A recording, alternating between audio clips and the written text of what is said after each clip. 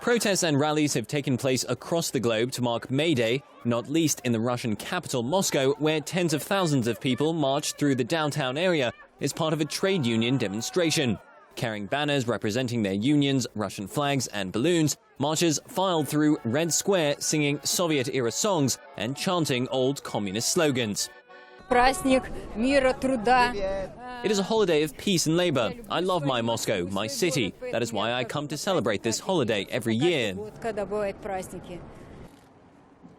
In another part of Moscow, several thousand supporters of the Communist Party also marched through the streets of the capital, carrying red flags and portraits of Soviet leaders Vladimir Lenin and Joseph Stalin.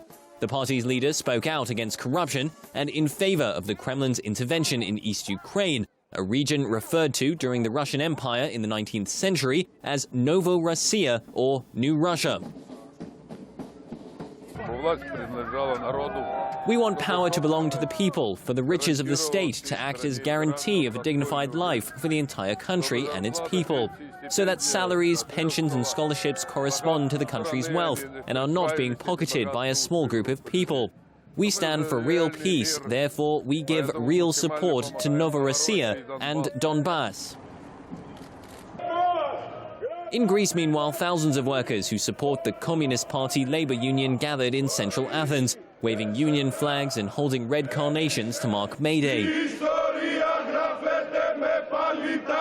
They were calling on the government not to back down from its pre-election promises to end austerity. Negotiation or no negotiation, it is the people who will pay the price for the decisions they make.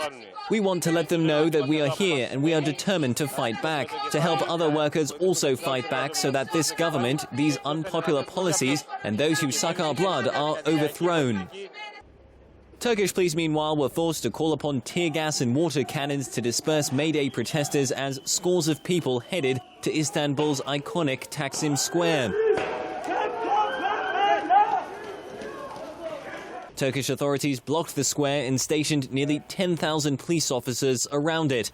The square is symbolic. It was the center of protests in 1977, when at least 34 people were killed.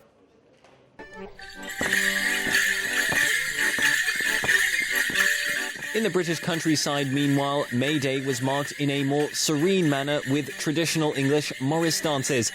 Dressed in ribbons and jangling bells, the men dance with sticks, baldricks and large handkerchiefs to the delight of the audience.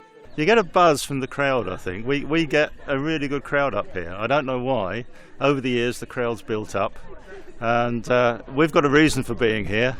I don't know what their reason is for being here, but yeah, they give you a buzz, they give you a lift. And it is really just to keep the tradition going. The art form's origins are disputed, although its roots in England have been traced back as far as the 15th century.